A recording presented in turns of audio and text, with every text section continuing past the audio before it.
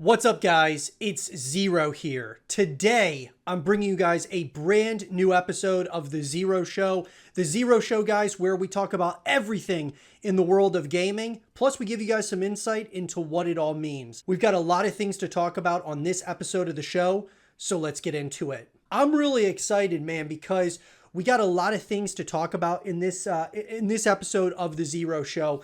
Lots of stuff, lots of exciting things happening in the world of gaming. And so let's get right into it. So, I've stated this a number of times on the YouTube channel that Cyberpunk 2077 is one of, if not the best comeback stories I've ever seen in video game history. You can definitely compare it to games like No Man's Sky, but a game that started so poorly and where it is now, it's incredible to see the growth that happened over the course of time. A team, that being CD Projekt Red, believing in their product, believing in this IP. And even though it was one of the shakiest launches we've ever seen, they poured so much resource and development into it. They stopped production of the multiplayer experience within Cyberpunk 2077. And they poured everything they had into it. And with multiple updates and things of that nature, it's now where it is. You had Phantom Liberty, which is an incredible expansion. And now they're moving on to The Witcher Polaris and Cyberpunk Orion. And so, that being one of the best comebacks I've ever seen, like I said, the only other one I can really even think of would be No Man's Sky. But now we're looking to the future. In what was, like I said, a future that we didn't know was going to happen with a continuation of Cyberpunk 2077 after how shaky that launch was. We are getting a sequel after The Witcher Polaris. And so I want to go over all the leaks, the speculation, the rumors that we have so far for Cyberpunk Orion. Let's get into it. We've got an article coming to us, guys, from Henry Giuliano of Game Rant. Project Orion is the sequel to Cyberpunk 2077, will run on Unreal Engine 5, promising a different gameplay experience. Project Orion will supposedly make a variety of changes to the gameplay, such as adding a new crafting system. And developers aim to improve character progression and NPC interactivity in Orion, following a similar evolution path as The Witcher. The wait might be excruciating, but a sequel to Cyberpunk 2077 is coming. While the sequel from CD Projekt Red may not arrive for a while, the game is already encircled in rumors and excitement. Though development has just been announced, predictions about the sequel to Cyberpunk Orion are abound. While some details are confirmed, such as a new game engine and crafting system, others are more mysterious. This air of mystery has been breeding speculation about the upcoming sequel, codename Project Orion. It took another 7 years before the game was finally released. Upon its release, the game suffered major technical difficulties, including glitches and crashes, before a series of updates made it reliably playable. Still, the game benefited from an incredibly rich world adapted from a tabletop RPG game from the late 1980s. Cyberpunk also got a boon from its gorgeously rendered graphics and customizable lead character. These strengths enabled Cyberpunk to experience one of the most successful sales releases ever, warts and all. And so, yeah, man, I just remember when Cyberpunk 2077 was going to be releasing, and the pre-orders were through the roof. I mean, it was crazy how many people were going to get, copies of Cyberpunk 2077. The hype was so there in a number of ways. Obviously, CD Projekt Red coming off the heels of The Witcher 3, which is, arguably one of the greatest games out there, right? You could say top 10, top 50. It's in the top of a lot of people's lists. And so obviously that anticipation and excitement for Cyberpunk 2077 was really building. And obviously when the game released, it was a shaky launch, to say the least. And that being said, though, CD Projekt Red believed in their product and they poured everything they had into it. And now we've got this incredible, what's going to be, in my opinion, a cult classic. Here's what we know so far about Project Orion, guys. So following the release of Cyberpunk's only DLC, Phantom Liberty, in September of last year, the appetite has grown for information about the next Cyberpunk game. One confirmed detail has to do with the engine. So Project Orion will run on Unreal Engine 5 as part of a partnership between Epic Games and CD Projekt Red. This will certainly impact the feel of the Cyberpunk sequel, and given the reliability of Unreal Engine 5's world partition and geometry tools may even hasten the process of development. Project Orion will also be developed in the United States and Vancouver by the CD Projekt North America branch, as opposed to Poland, home to CDPR and the development of Cyberpunk 2077. And I'm really cool with them moving to another engine. I think Unreal Engine 5 is really special. I mean, we can see games that are, coming into the fray, or we've seen like previews of like Gears of War E-Day, and just how rich that the world looks and the way the characters look, the models look absolutely incredible. That in a Cyberpunk world, I'm down. Rumors and leaks suggest changes to Project Orion will include new gameplay features. The introduction of a new crafting system is referenced in a recent job posting for the development of Orion by CD Projekt Red. While this Cyberpunk 2077 crafting system was part of what made its post-apocalyptic aesthetic so alluring, a wholly new crafting system could be a great way to show a totally different world in the Cyberpunk universe. A CDPR job posting for Senior Cinematic Designer implies that Orion will feature non-interactive cutscenes along interactive dialogue scenes. This would be consistent with the importance of cutscenes in Cyberpunk 2077 and Phantom Liberty, and implies that world building and story will be just as important to Orion. And then Orion will try to emulate the evolution of The Witcher, according to an interview with PC Gamer. In that interview, narrative director Igor Sarsinski claimed that there are areas for improvement for Orion that will enhance what's already working in Cyberpunk, as was the progression and installment of The Witcher. For Orion, these elements include character progression, NPC interactivity, and optimization. These aspects seem poised to sharpen in Orion. Very excited about that. Other rumors are more shrouded in mystery. For example, Cyberpunk 2077 Quest director Paul Sasko stated during a recent shareholder meeting that it's yet to be seen whether Project Orion will include a third-person mode. This would have a profound impact on the gameplay if enabled, and strike a distinctive tone from the previous versions of Cyberpunk. I would love to see a third-person mode. More than anything, though, I want to see a multiplayer. I mean, we were supposed to get a multiplayer with Cyberpunk 2077. Obviously, because of the way that the game launched, we never got a multiplayer experience, and so that's like at the top of my list outside of the main story. Other gameplay changes are also rumored to be in Orion. In an interactive in an interview with Reuters, CDPR joint CEO Adam Bukowski claimed that the concept team was considering incorporating multiplayer elements into the Cyberpunk sequel. Regardless of what will be included in Project Orion, it's clear that developers are seeking to improve upon the original while keeping the heart of Cyberpunk alive. Hopefully, Orion experiences a smoother release than 2077, even if the release is a long way away. And I 100% agree with this. I think, guys, that Cyberpunk Orion should be, they really need to take their time with this title. Like, in a number of ways, take your time, make sure the game is well polished, refined, and ready to go. Whether that takes a year, 2 years, 10 years, however long it takes, make sure that it is ready to go. Because I believe that Cyberpunk Orion could be one of the biggest releases ever. If they do it right, of course. Obviously, when we've got GTA 6 coming out next year, and that's going to probably be, the biggest game of all time. I mean, there's a big possibility that it is going to be the next Fortnite or something of that nature. Cyberpunk Orion has an opportunity to really be something special in its own niche market.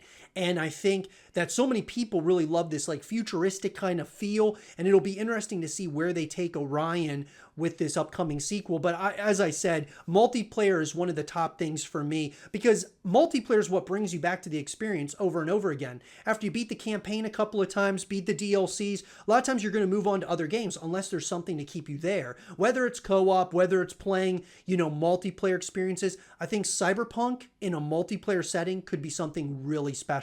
I'm not saying that it would be like Call of Duty. It could be, but I think that it could be a combination of games like Call of Duty and maybe some GTA Online in a cyberpunk world. That's kind of what I'm thinking it probably would be more like. And I'm all for it. I think it could be something really, really special. But let me know what you guys think in the comment section down below. What do you think about Cyberpunk Orion? What are the things that you hope that come out? And what do you guys think about the leaks and rumors that are here? Let me know what you guys think in the comment section down below. And for more Cyberpunk Orion content and videos, keep it right here. You know, guys, a game that is very anticipated by a lot of people, and a game that it's felt like we've been waiting and waiting and waiting for so long for more information about, and trailers and things of that nature, is State of Decay 3. Now, we got the initial teaser trailer, and then we got a more, recently, a more, updated trailer that kind of gave us more information. We still don't have a release date, and so now the question is from that very initial teaser to now and what we've seen so far, what are the things that we know now here as we're entering into the last, half of the year? When can we expect this game to come out? What are the things that we're hoping to see in terms of, like, from a gameplay perspective to story perspective? What are the things that we are expecting to see here in State of Decay 3? And I would love to hear your thoughts about it in the comment section down below. So let's get into it. This is an article coming to us from Sam Hill of Digital Trends. So guys, while the world zombie obsession isn't as prevalent as it was a few years ago, we're still set to see some serious undead action in the future.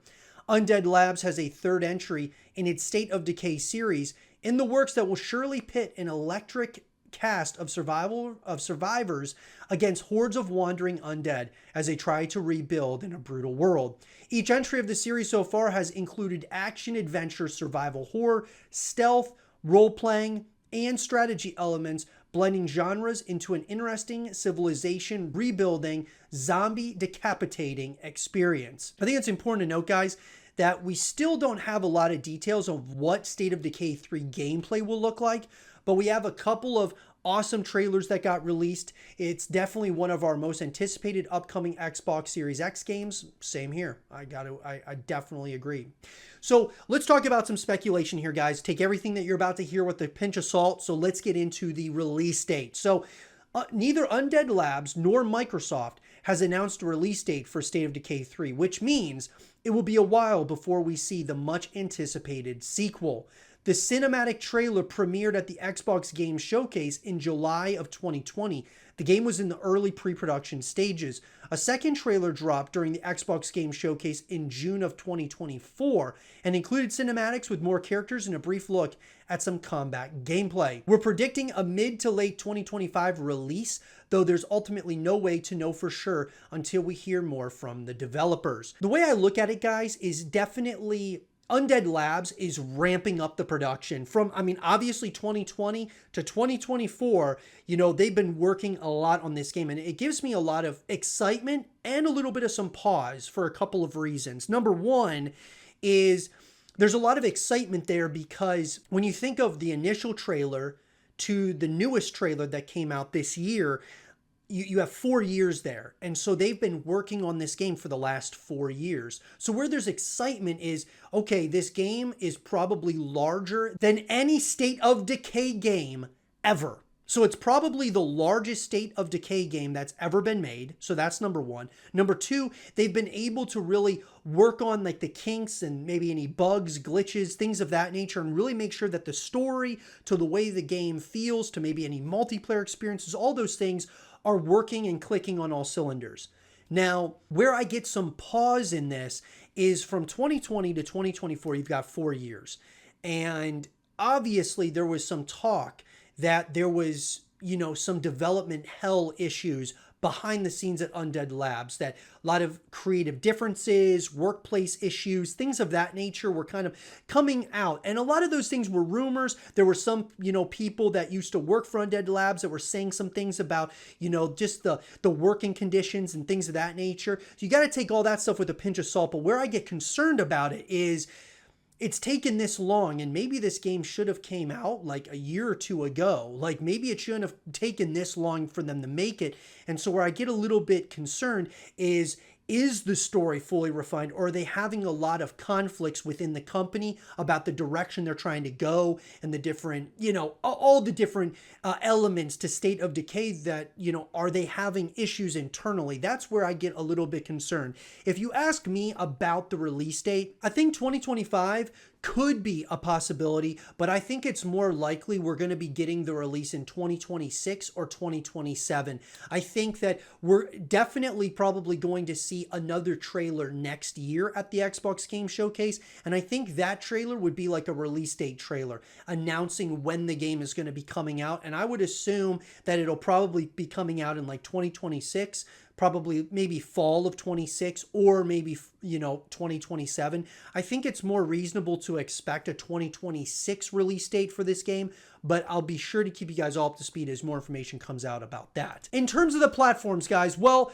it's being published by Xbox Game Studio. State of Decay 3 will be available on the Xbox Series X, S, and PC. It will have day one availability on Xbox and PC Game Pass, as well as Xbox Cloud Gaming. The trailers up to this point have been awesome. I've actually really liked the first trailer actually more than the second. The second trailer was pretty cool, but the first one really had a lot of tension. It had a lot of like horror elements to it, and I just absolutely loved the way that they shot that very first initial trailer. The second trailer that came out at the Xbox Game Showcase in 2024 was really good as well. So, I mean, I'm very excited. This is one of my most anticipated games of the future. So in terms of the gameplay, guys, this is another thing that people ask all the time. Well, we haven't seen any gameplay, or we haven't seen a lot of gameplay details yet, but we're assuming that the core of State of Decay 3 will look a lot like its predecessors, controlling a small community of survivors. Players will comb the map for supplies to survive, other lost folks to recruit to their community, and plague hearts to destroy. A few things fans expect to get an overhaul are the game's base building system, which was a little clunky in State of Decay 2, a bit more character development, and more robust customization options for weapons, cars, clothes, etc. While the characters of State of Decay 2 had plenty of background stories to share and quirky one-liners that gave them a bit of life, there was virtually no change to characters throughout the game, and very few instances where characters seriously bonded. If a long-standing member of the community got taken out by a stray plague zombie, the rest of the crew would have low morale for a day or so and maybe speak a single remorseful line, but then it was back to business. As mentioned, this is the first time that the State of Decay games have moved into the wilderness. Given the survival elements of the games, that means that the third installment would see weather as a key factor, and it may affect how shelters are built or warmed. In a recent podcast, Xbox Game Studio head Matt Booty revealed that State of Decay 3 is being made in Unreal Engine 5 with the assistance of Gears of War developer The Coalition, meaning that the new entry in the series will be visually stunning whenever it releases. There are also signs pointing to the game featuring more cinematic cutscenes than previous entries.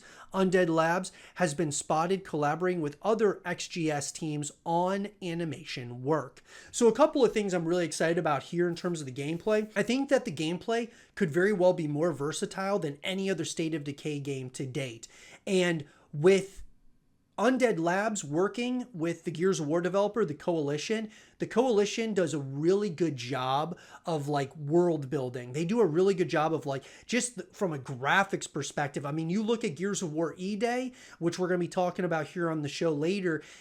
I mean, just the graphics alone look incredible, the character models and all of that. So whatever the Coalition is doing here with Undead Labs, I'm really, really excited to see what that final, product looks like. Guys, the multiplayer, State of Decay 2 was mainly a solo venture, but there were plenty of ways to play with friends or join in on strangers' games. After you start a campaign, you could have a friend join you, taking over another survivor in your community. There were a few limitations to the system, though. The incoming player would be tethered to the host, meaning if the second player strayed too far away, they would black screen and return to an area close to the host. So there was no room for completely separate exploration on the same map, and the tethering system made quick getaways from zombie hordes a little too easy in some cases. Players could also use the in-game radio to put out a call for help on the State of Decay servers, inviting any other player to online to jump in and play on your map. There was also cross-platform play enabled between Xbox and PC players. It's safe to assume that State of Decay 3 will have similar multiplayer options in place One option that we believe was missing from its predecessor was truly shared servers. Building up a community with your friend that you both could access at any time would be great, as opposed to having a buddy jump into a map you owned.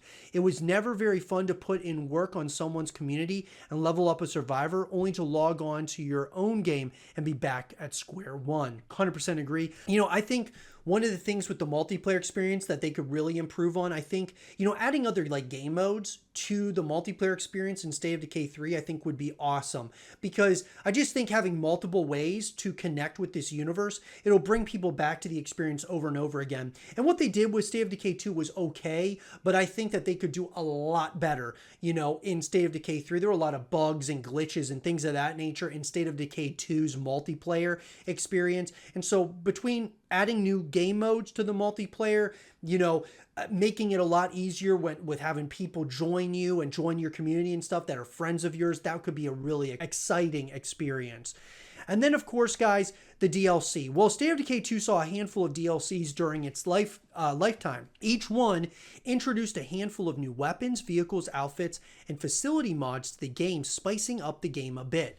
The final DLC, titled Heartland, brought players back to Trumbull Valley, the original setting of State of Decay, for a more story-based game mode. In Heartland, players choose from two sets of starting characters who have traveled to Trumbull Valley for different reasons. Both pairs of survivors are on a mission to find people important to them, characters who appeared in the original State of Decay. The DLC also introduced the largest base site in the game, Blood Plague Freaks. Freaks are superpowered zombies with special abilities in the base game.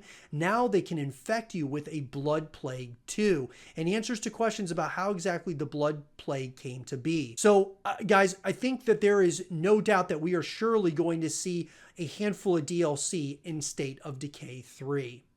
So overall, guys, look, here's the deal. I'm really excited, to say the least, about State of Decay 3. I think there are a lot of things to really be excited about here, and I'll be sure to give you all more information as we go, whether it's about, DLC. We're going to be finding out stuff like this probably, after the game releases, but from the gameplay to the multiplayer to the different characters, all those different things, I think we're going to be finding out more information, especially in 2025, including a release date in 2025, and hopefully we get the game in 2025 or 2026. But let me know, guys, what do you all think about all the things that we know at this point in time about State of Decay 3? What are the things you're excited about? What are the things that you're a little bit concerned about? Let me know in the comment section down below. And for more State of Decay 3 content and videos, keep it right here. We've been waiting so long for a continuation, it's felt like, of Gears of War. I mean, this is one of Xbox's most iconic franchises, period.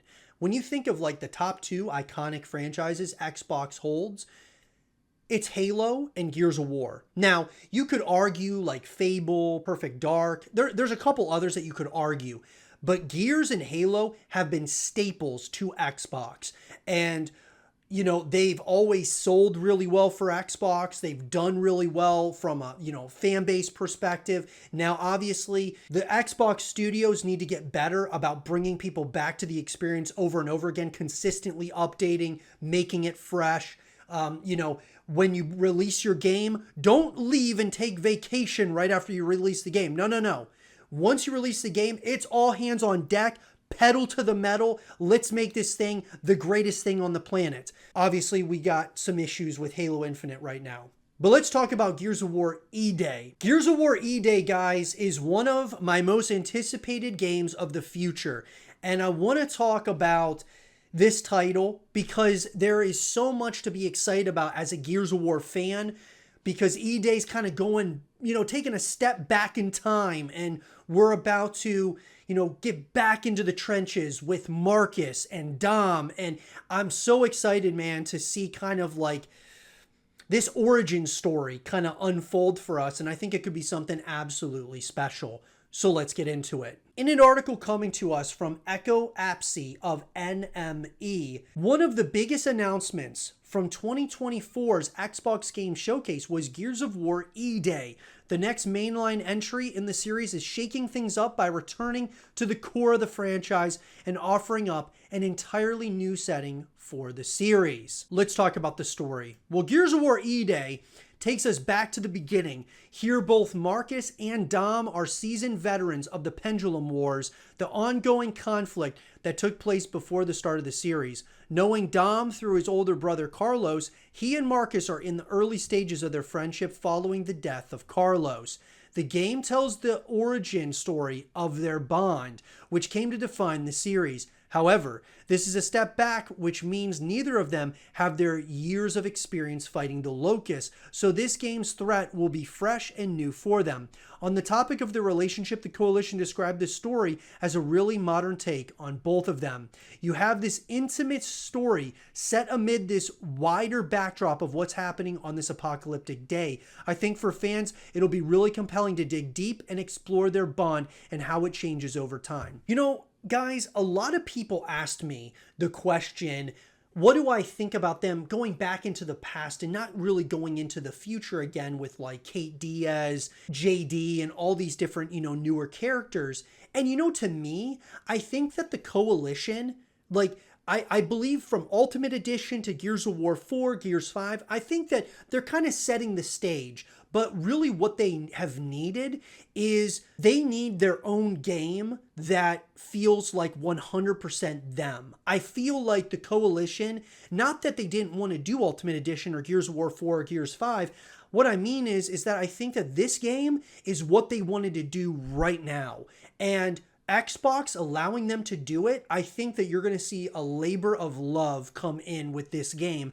And I'm okay with them going to the past because E-Day, is like one of those moments in the Gears of War universe that I've always wanted to see, them pursue. I think that was really, really important, obviously from a world building perspective. So from a campaign perspective, E-Day, I'm all in. Completely all in. One of the questions a lot of people ask is Gears of War E-Day a reboot? Well, Gears of War E-Day is not a reboot. Instead, it is transporting us back to the origin of Marcus and Dom's friendship and not erasing the events that took place between the first and fifth games.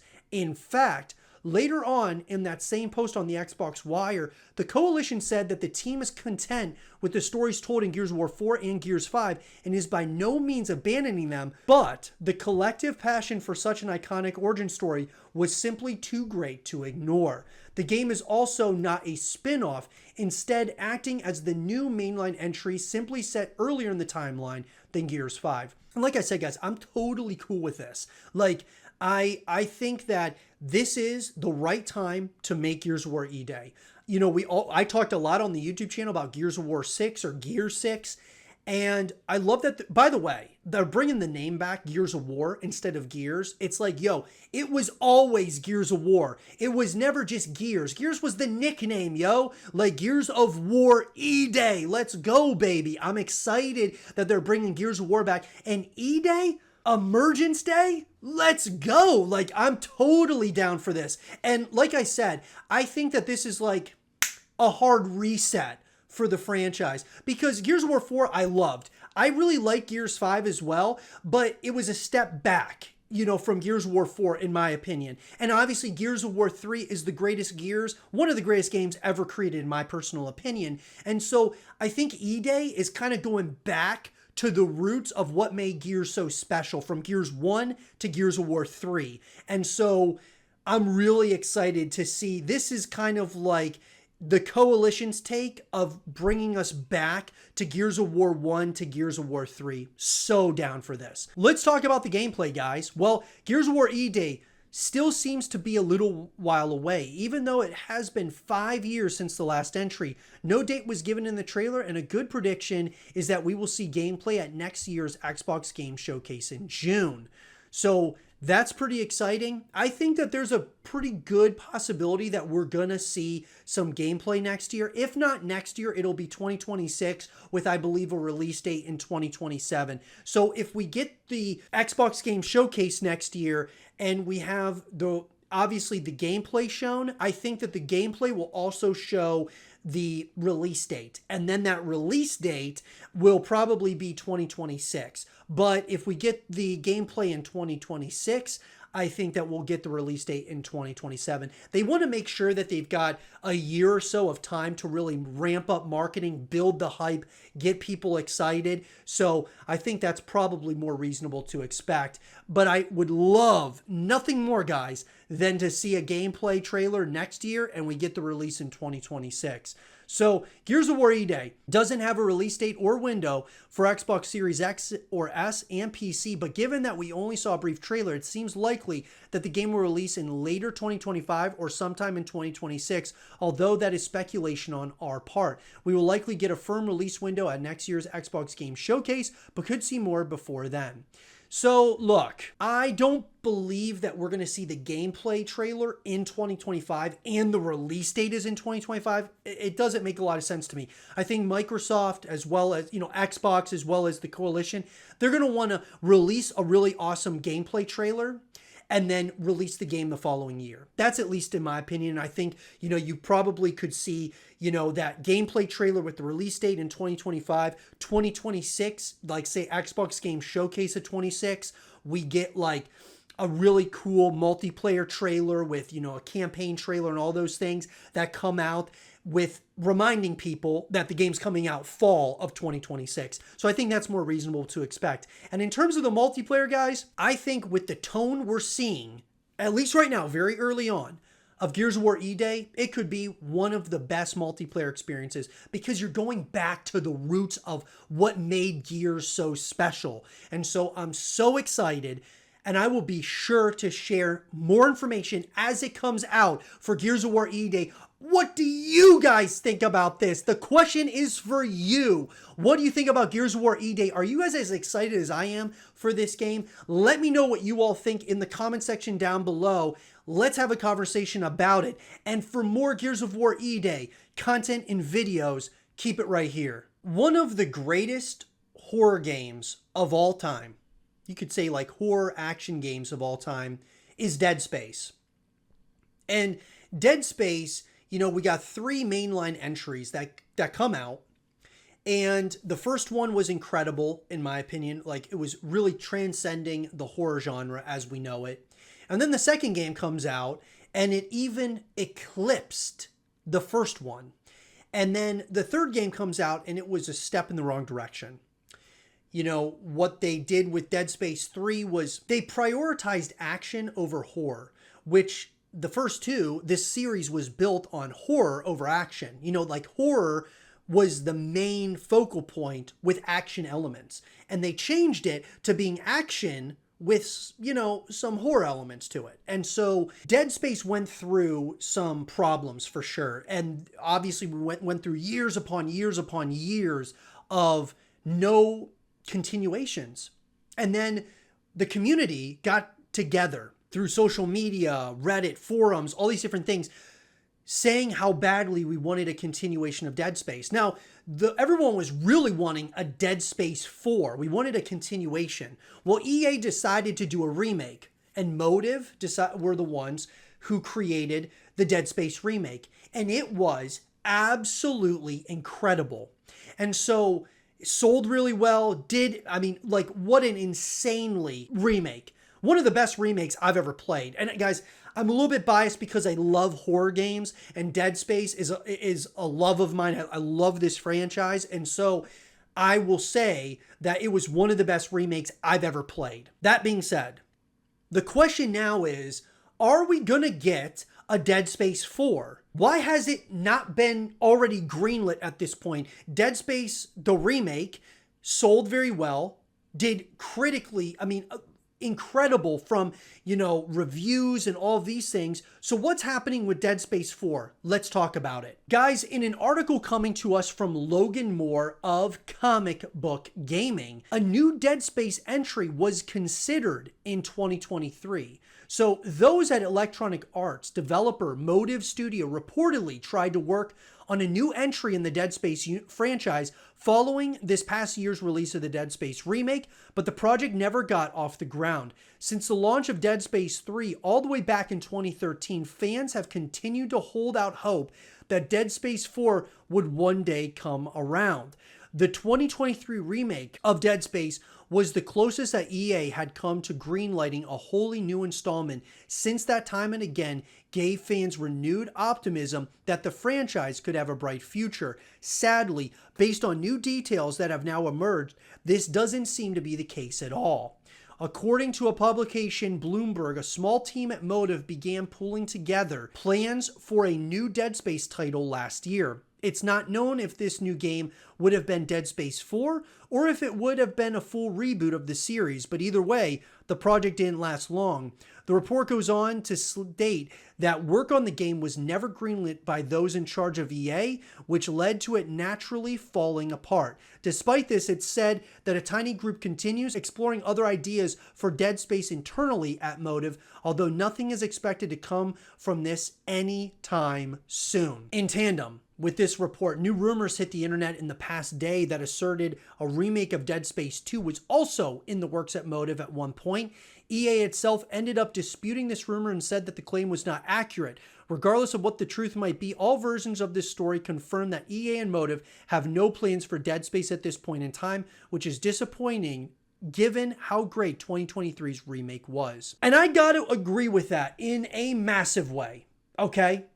Look, here's what I'm going to tell you. EA is making a massive mistake in my personal opinion. Now, obviously, they're the ones who are seeing all the numbers and, they're kind of looking at, hey, like it's a business at the end of the day. It's about making money. So where are we going to make the most money here? Motive is reportedly working on, Star Wars, which is obviously a much bigger IP than that of Dead Space.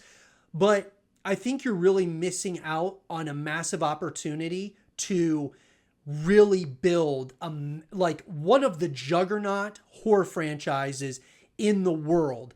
Dead Space is absolutely one of the biggest horror franchises that's ever been made. And I think they're taking, I really think they're making a huge mistake here because number one, the Dead Space remake did really good commercially as well as from like reviews and all of those things. Number two is if you made a Dead Space 2 remake and a Dead Space 4, man, you're really bringing the Dead Space community back to life in a massive way. I would think that you would release the Dead Space 2 remake and then you would release Dead Space 4. It could be something absolutely extraordinary. And so EA not doing that, I would love to see them sell the IP. Sell Dead Space. If you're not planning on doing anything with it, sell it. And I think that there should be companies out there that absolutely offer like a lot to get Dead Space 4. As an investor, if I was with a team of people and we were, venture capitalists and we were like, hey, let's go buy a number of different, IPs within gaming to really build some special games, Dead Space would absolutely be on that list because there is a massive fan base around Dead Space. There really is. Around horror in general, but Dead Space has built something special and it was just starting to get there once again with the Dead Space remake. If they would have striked while the iron was hot, I think it could have been something really special. They missed that and it looks like they are now completely moving on to Star Wars and to other games, and it's very unfortunate. But sell the IP, EA. Sell the IP. Let someone who takes it on, creates a labor of love, makes something really special, bring Dead Space back to the forefront of horror. I'd love to see it. Let me know what you guys think, though. What do you think happened here with Dead Space 4? Why did it fall flat? What's going on here? Do you think a Dead Space 4 will ever hit the shelves? Let me know what you guys think in the comment section down below. And for more Dead Space 4 content and videos, keep it right here. A game that is obviously a spiritual successor to Dead Space. And a game that was created by the creator of Dead Space, none other than Glenn Schofield, was a game called the Callisto Protocol. And I gotta tell you, the Callisto Protocol was awesome. I thought it was awesome.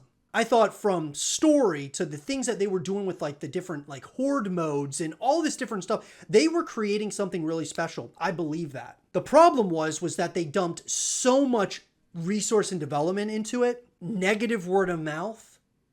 Dead Space Remake comes out around the same time, and it really hurt the IP in a way that now the question is, well, will they ever make a Callisto Protocol 2? Was there a plan to make a Callisto Protocol 2?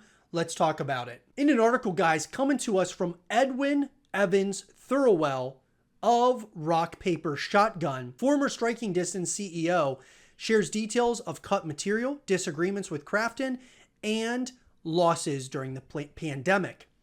The Dead Space developer and Striking Distance co-founder Glenn Schofield left Striking Distance last September following lower than hoped sales and mixed reviews for the studio's debut project, The Callisto Protocol. Now he's back to share a little about the horror game's difficult development, offering details of cut materials, a complicated relationship with parent company Krafton, the impact of the pandemic, and abandoned plans for a sequel. Striking Distance was founded in 2019 as part of Krafton's efforts to establish revenue streams beyond their legendary battle royale Plunkbat, aka PUBG Battlegrounds. The Callisto Protocol began life as a game in the PUBG universe, but eventually became its own thing, heavily inspired by Dead Space. It was a tough project from the outset. We started off with a new studio, a new company, a new IP, a new everything, Schofield recalled to Allen. And then we're 6 months into it, and they say, by the way, there's new consoles. They actually thought, let's just switch to PS5. And I said, well, that's a magnitude harder. We're talking millions of dollars more. Nonetheless, Schofield said the relationship between Striking Distance and Krafton was positive at first. I really liked working with them for the first couple of years. It was really the last year or so before I left, we went public, and it put an awful strain on the company, the board of directors, and everybody else, and then they put the strain on us. Amongst other things, Schofield feels he was deceived about how much time Striking Distance had to finish the game, which led to impractical project scoping. I wanted about 3.5 more months, and I was led to believe for about 4 months, that that's the way it was going to be. He said, actually in October or September of 21, I was told that, you're going to get the time, just no regrets. That was the term that kept being used, no regrets. Just put whatever you want into the game. And so this is a perfect situation, guys, of like a developer, a publisher, kind of saying like, all the right things. And then as push came to shove, you start getting a little bit of, some pressure from investors and things of that nature. Then it changes from 3 months to, hey, we need it right now.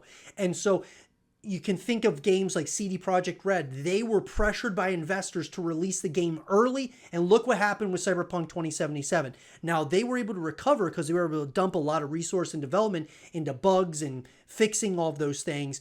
But with this title, that being the Callisto Protocol, they weren't able to do that. And I would have loved to see what the finished product really would have looked like. And yes, they did get it to a stable place, that being Striking Distance Studios. But I would have loved to see a few more months. Let it be separate. At the end of the day, from a business perspective, you have Dead Space Remake. Let Dead Space Remake do its thing. Let's release a little bit later, after Dead Space the Remake. And, that way you get the wave of people that get Dead Space Remake, and then they can get the Callisto Protocol a few months later. I would have loved to see that as well. Schofield and other Striking Distance devs spent the Christmas 2021 holiday working on the game, just designing, coming up with other ideas with some of the guys. And January comes around, and some of the Krafton folks come over, and they said, no, it's December of 2022. And I was like, it's not going to get done, and it's going to cost you more money. It's not like it costs you less money because you're getting it out 3 months sooner. No, because if I just kept it on the way it was going, I wouldn't have to add anybody. But if you want it done, I got to accelerate everything by 3.5 months, which means I need to jam people on here. If I need 20 people, I actually need to get 30 or 40 because that learning curve will not adjust. in hindsight, Schofield said he would have put my foot down on not shipping it, to the point of challenging Krafton to take away control of the company. If you want the game to ship, come take over the studio and ship it. Sometimes you don't know who you are. And 4 or 5 years ago, I was like, who am I telling these guys I'm not going to ship it? I should have, absolutely. And I agree. Schofield is one of the biggest names in gaming as far as from a creative directive perspective. Glenn Schofield has done everything. He's done Call of Duty. He's shipped some of the biggest games on planet Earth. And so I think he's got a lot of clout for sure within the studio, like within the studios and the publishers and the developers. He should have put his foot down. There's no doubt about it. So that's on him for not putting his foot down. But at the same time, Krafton should have given them the time that they needed to ship the game. Schofield certainly isn't without fault amid all this. In October 2022, he boasted on Twitter about striking distance staff working 6 to 7 days a week. Schofield subsequently apologized in an interview with Inverse for making his employees crunch on the game and promised to keep healthier working hours in the future. I'd be interested to get some perspective on his management tactics from other members of Striking Distance, former or current.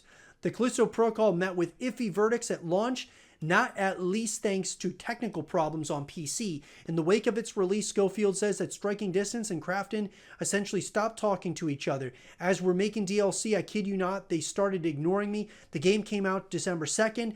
As we're making DLC, I'm telling the team to start patching. I'm going to go out to the community. I'm going to ask them for help. We know what we want to put in the game and we're just going to patch it. And so we just kept patching, and Krafton weren't talking to us. They were just like, where's the DLC? We did 86 patches, and in 3.5 months, that's what we needed. And on PlayStation Network, it kicked ass. The reviews were really good. According to Schofield, Krafton lacked the experience as a company to nurture an original video game property beyond PUBG. What new IPs need around them is some steady guys. But the truth is, they were so new at the time, they didn't have any new evergreen type games. He feels it's absurd that Krafton haven't, that we know of, greenlit a sequel given the amount that had to be chopped from the Callisto Protocol during development. The fact they're not making it is ridiculous, because Callisto, we had to cut 2.5 bosses out of it. I mean, I had to cut like 3 or 4 enemies out of it. Some of these cuts were brought about not by Krafton's release schedule, but staff sickness during the ongoing pandemic. America lost 1.2 million people, right? Schofield said. This wasn't like, oh, they're getting sick. One of my best friends, my college roommate, died. We all lost people. On top of that, when someone got sick, and inevitably you have a studio of 200, 250 people, 10 to 20 people a month were getting sick, and they were getting sick for weeks, right? We were devastated. It was sometimes our whole department of VFX would be out. Our animation department, differences between how the US and South Korean governments handled the pandemic exacerbated communication difficulties with Krafton. When I would call in Korea, they're not having that problem, right? We don't follow rules as well, maybe in the US. I don't know what it is, but we have a bigger country. It doesn't matter. Schofield's abandoned plans for the sequel include a story concept featuring side character Dani Nakamura as lead.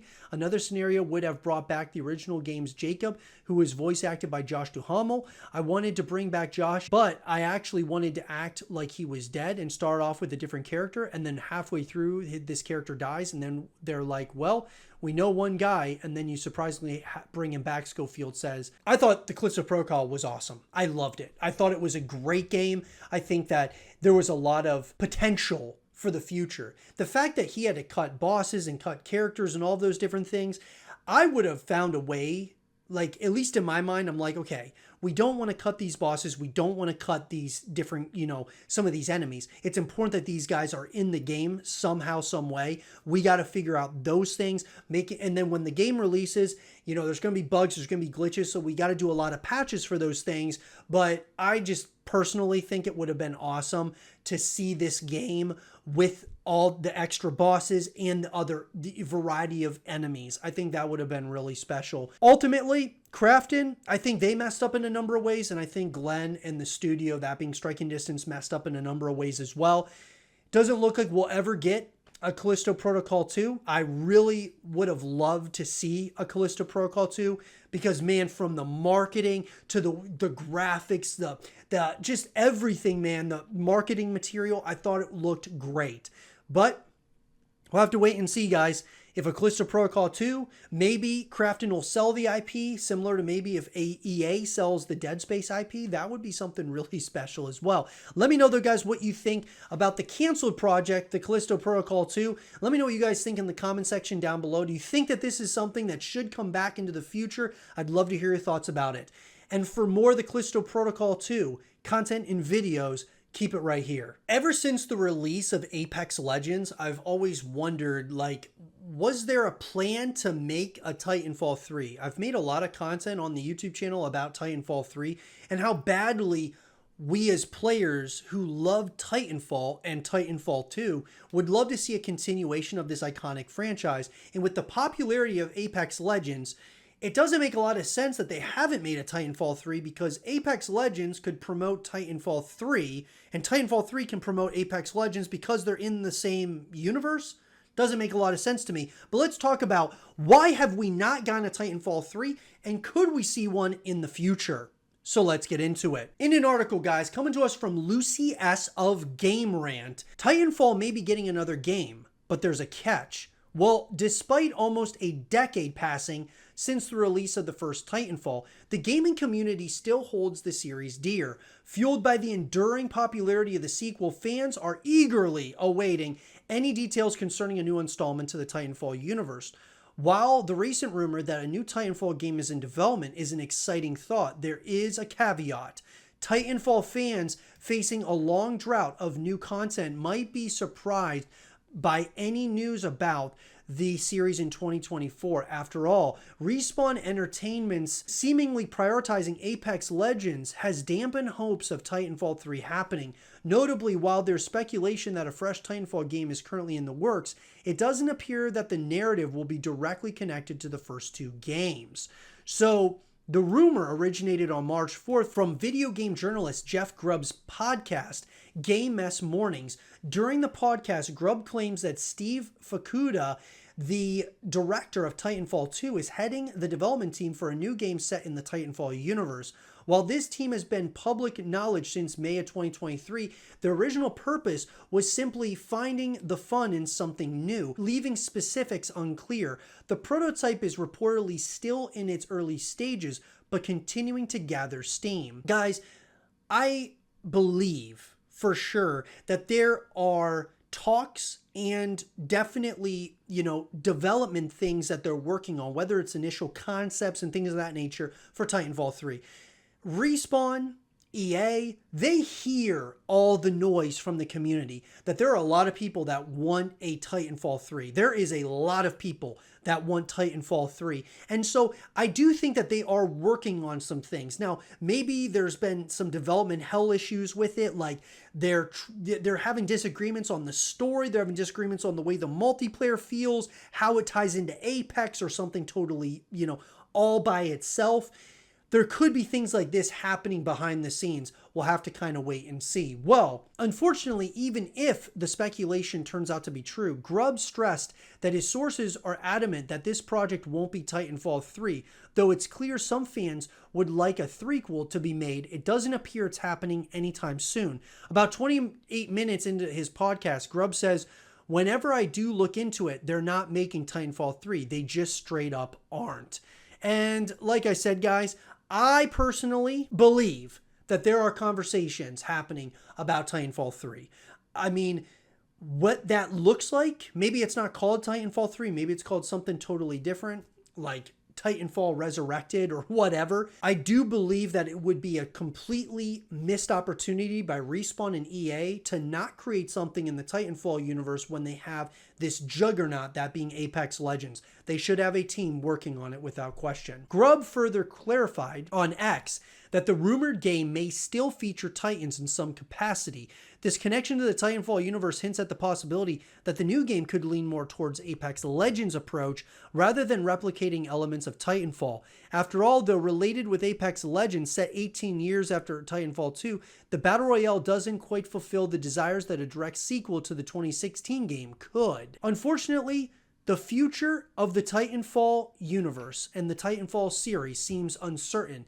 In February 2023, EA canceled a project codenamed Titanfall Legends, raising concerns about the series' development process. Following this came rumors that a scrapped Titanfall 3 was reportedly in development for 10 months before it was terminated. As such, while Respawn's CEO has expressed interest in Titanfall 3, it seems the studio is still waiting for the right moment. While Fukuda's new project is in Titanfall 3, the possibility of a third game in the series remains. Though details have been scarce, Respawn Entertainment is still clearly invested in the Titanfall universe. Hopefully in time, more concrete news regarding Fukuda's upcoming game and plans for Titanfall 3 will be revealed. And I will be giving you guys all the information as it's released and as we find out. Titanfall 3 is something that should exist because, you know, the first two games, they were transcendent in a number of ways. Think about Call of Duty here, guys. You know, Call of Duty, Advanced Warfare, Infinite Warfare, you know, Black Ops 3, they all replicated the gameplay from Titanfall. So Titanfall was doing something right is what I'm getting at. And so I believe that a Titanfall 3 should exist. It should come out. Maybe it's not called Titanfall 3. Maybe it's called Titanfall Legends or something else. I think that a lot of people would absolutely play this game in a massive way. But I would love to hear, and the question is for all of you, what do you guys think about this? Do you think that Titanfall 3 is a game that should be coming out? Do you think it's a game that will come out at some point? Do you think it'll have anything to do with Apex? Or do you think it's going to be, you know, a direct sequel to the first two Titanfall games? Let me know what you guys think in the comment section down below. And for more Titanfall 3 content and videos, keep it right here. Thank you, everyone, for joining me for this episode of The Zero Show. If you guys enjoyed it, make sure that you leave a thumbs up, subscribe if you're new, stay positive, just keep grinding. And as always, I'll talk to you guys all in the next one. Peace.